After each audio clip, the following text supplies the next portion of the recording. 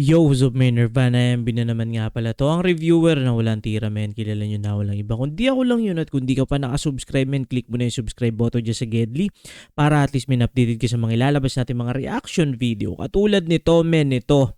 Bini Monday episode. Pangatlo ng upload natin to for today, men. Iispatan natin ulit, men. Live performance ulit to, men.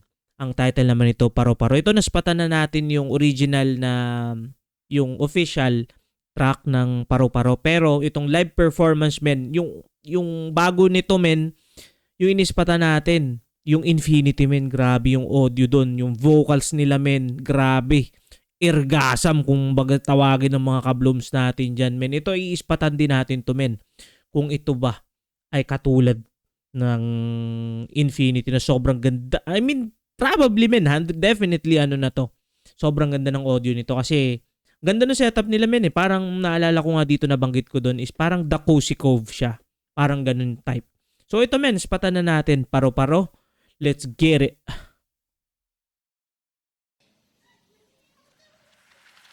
Lilipad, lilipad Ang Paro-Paro. Lilipad, lilipad, lilipad, lilipad ha. Lilipad, lilipad. Ang paro-paro. Lilipad, lilipad. Sundan Wait lang, parang iba yung setup nila ngayon dito, ah. mo ako. Isang sulya na mahiwaga. Ganda, men. Ito na naman, men. Ang ganda ng audio. Men. Ganda ng boses, men. Wait lang, parang kapatid ba to ni Stacy? Parang kamukha, no? Hindi, yung nasa likod, yung nasa likod nito ni Nadine Lustre, ang tawag ko dito, eh. Kay Joanna. Parang medyo kamukha. Mabihag ka ng aking hiraya. Sa kalawakan, ako'y malaya. Sumasabay sa ihip ng tadhana. San man dalhin, kung ako'y papalarin, mundo ay harding nais libutin. At kukulayan ang alapaap, ating kalawakan ay magniningning. Di biro ang pinagdaanan kong ito. Noon kulay abo, ngayon ang tingkad ko. Itong Matingkad kulay na. na pakpak, ngayong taglay ko na. Alam ko na, alam mo na, alam ko na. At heto na ako, ganap ng kung sino ako. Malaya. Oo nga pala, no? Parang ang konsepto nito is yun nga, yung paro-paro, men, di ba? Ang parang, men, absent ako nun sa sa science, pero parang yun nga, nagsisimula siya sa maliit, itlog, something, tapos hindi yata itlog ang paro-paro. Pero yung concept nun is yun nga, meron siyang parang transformation bago siya makapunta doon sa final form niya na makakalipad. Maliit, tapos parang uod lang siya, tapos yun. Parang ang analogy para sa akin dito is parang sila, men. Kumbaga, nung una, men, wala pa nakakilala. Yung parang step by step progress ng mga pinagdaan nila. Hanggang ngayon, men, na sila. Kumbaga, ang Bini ngayon, full form na sila. Parang ganun, men. So, let's get it. Nang lumilipad sa langit, parang paro-paro. Yung tayo sinusundan, nanalig Aya? sa tibok ng puso ko. Ngayon ako'y buong-buo. Lilipad, lilipad ang paro-paro. Lilipad, lilipad, sundan mo ako. Men, ang ganda ang swerte nito, men. Ang swerte ng mga nandito, men. Mas matindi.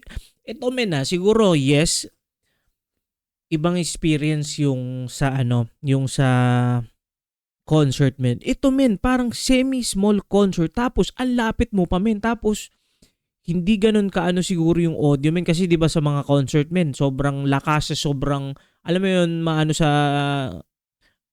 talagang malakas, dumadagumdum sa tenga. Pero ito siguro, men, lang, parang sakto lang. Swabe lang. Kaya sobrang enjoy palakpak sino ba yung si ate or si kuya? Lilipad, lilipad ang paro-paro. Lilipad, lilipad, sundan mo ako. Lilipad, lilipad ang paro-paro. Yun o, si kuya, oh. Imagine, men. Ilan taon na si kuya? Hindi natin alam. Maybe 30s, 20s.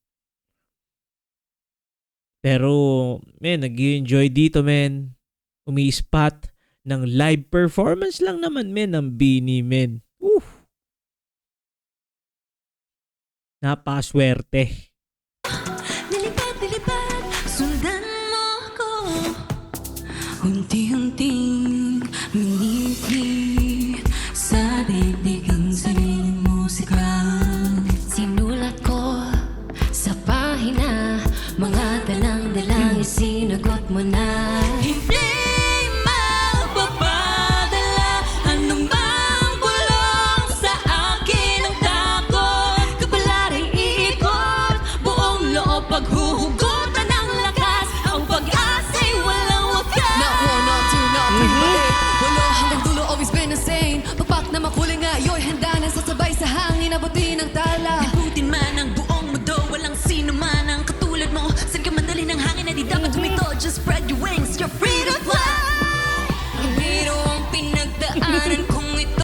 Men, yung isang Blooms doon, gigil na gigil talagang ano no? Tama, balik natin, men. Mundo, walang sino man ang katulad mo. Saan ka mandali ng hangin na di dapat humito. Just spread your wings, you're free to fly. Ito, si kuya, men. Oh? Men, imagine that, men. Probably, baka may kasama siya rin dito. Baka may kasama siyang girlfriend or something. Baka hindi lang siya, men. Pero sobrang nag-i-enjoy siya, men. Imagine ba naman, men, nasa harapan mo na. Parang isang dipa mo lang, men. Nandiyan na, nag-perform pati, men, sa sa harapan mo. Gaano kaangas yun, men. Sobrang swerte. You know? Pero ang pinagdaanan kong ito, noon kulay abong, ngayon ang tingkad ko. Ito magulay na pagpak, ngayong taglay ko na. Alam ko na, alam mo Malayo. na, alam ko na.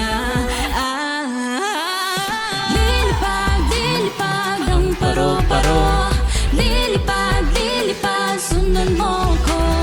Lilipad, lilipad ang paro-paro.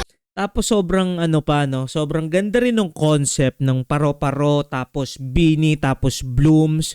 Kasi men, 'di ba, dumadapo kasi ang paro-paro, men, sa mga bulaklak. Meron pang bulaklak na parang sinisip-sip ng paro-paro yung may matamis. Oo, may naalala ko, kinakain ko yun ng bata. Tinatanggalan ko nung may onting yung kulay brown yata yun or green. Tapos na parang papaganon. Tapos tanggalin mo lang yung sa may gitna nun, men. Ay, hindi. Sa ilalim mo siya, pipitasin mo. Sa ilalim mo pala siya, tatanggalin. Tapos mayroong katas doon. Yung katas nun, men, matamis. So, parang ganun, men. So, parang ako naman, naisip ko dito is, yung sa paro-paro nga is, parang, kung walang mga bulaklak, which represent Blooms, or yung fandom, wala ding paro-paro, which is yung paro-paro is sila na itong mga Bini members. So parang ganun ko siya naiisip or napaprocess. So comment nyo dyan, mga ka-Blooms, kung anong tingin nyo, anong interpretation ninyo dito sa kantang paro-paro. Yun yung parang first thought ko na naisip na, oo nga, no, kasi Blooms, mga bulaklak, nag-blooms, tapos yung paro-paro sila yon. Tapos yun nga, di ba, kung wala naman ano ba mga kinakain ng paro-paro? Mga insekto ba? Pero yun nga, parang una kong naisip yung paro-paro na dumadapo dun sa mga So, kumbaga parang siya, kumbaga parang hindi mo siya pwedeng alisin. Either dun sa dalawa, hindi mag-work. So, solid fandom at solid na grupo. So, dun talaga siya, yung chemistry niya is napaka-solid. Parang ganun, men.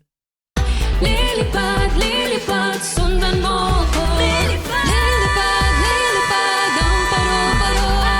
Lilipad, lilipad, sundan mo ko. Lilipad, lilipad, lilipad ang paro-paro. Ay, wait lang. Ito mga ka-blooms, ito pala ang question ko dito. Since live performance to, ano ba to? Wala bang nakikinig yung mga audience na beat? Kasi naka-earpiece sila eh. Itong mga Beanie members eh.